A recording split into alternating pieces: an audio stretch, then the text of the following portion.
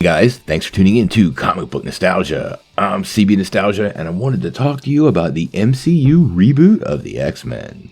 Well, as everybody knows, San Diego Comic-Con was really big for Marvel Studios. But everyone noticed there was absolutely no mention of the X-Men during this year's convention. Now, a new crop of rumors and reports are suggesting that we might actually be waiting a lot longer than we initially thought to see our favorite mutant team show up in the MCU. Now, there's actually two separate reports, one from the Direct and a follow-up report from the Illuminati. Now, what the Direct reported is that despite Ms. Marvel being revealed as a mutant, we probably won't be getting a lot of big-name mutants for quite a while. Now, Marvel can make certain characters appear, but the general belief is that there are contractual issues with the original 20th Century Fox deals that mean Marvel Studios would have to actually use the same actors, and this would be for the next 3 years, meaning carrying all the way into 2025.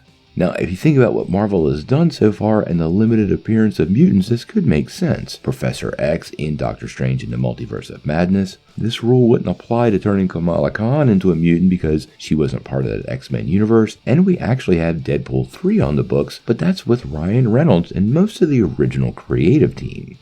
This would be an interesting conundrum for Marvel Studios to have to dance around, and I could see why it could delay production. Now, earlier today we got another report on the same story that expanded the narrative a little bit, and it was from the Illuminati. Now, what they are saying is that the studio's main concern isn't so much the actors who were involved in the previous movies, but the producers. Apparently, if Marvel Studios wanted to reboot the team using any of the same characters from Fox's franchise before 2025, folks like Simon Kinberg and Bryan Singer would at minimum be entitled to credit and compensation, and quite possibly could have some degree of creative control. Now, Kevin Feige typically doesn't like other people playing with his toys in his sandbox, and I'm pretty sure that would be an absolute no-go for the king of all things Marvel.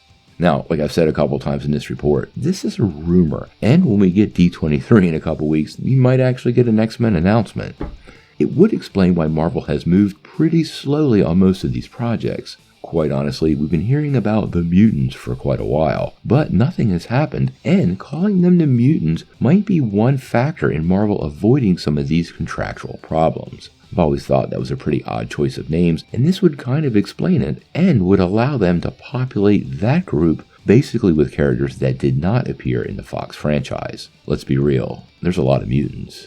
Now, I suppose this could explain why Marvel has moved so slowly on the X-Men themselves, but some of this doesn't quite make sense and is a little confusing. First and foremost, Patrick Stewart's Professor X was in Multiverse of Madness, and I saw no references to anybody that worked on the previous X-Men projects in those credits, so that doesn't really line up with one of the reports. Also, some actors have long retired. One in particular, Hugh Jackman. He was no longer under contract with Fox, so why would this carry over to him? And if there was one character Marvel Studios would be looking to bring to life in the MCU, especially since they're in the business to make money, it would be Wolverine. So all in all, some of this doesn't add up, but we should probably keep our eye on the story.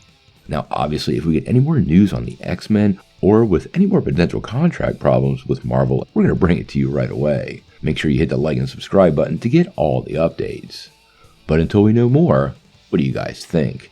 Do you believe Marvel's delays in the X-Men appearing in the MCU are based on some of these contracts with Fox? And do you think there's any possibility Kevin Feige shares some creative controls with, say, Simon Kinberg? Tell me what you think in the comments below. If you like this video, make sure you hit like, click subscribe, and if you don't ring that bell, you're not getting any updates. Peace.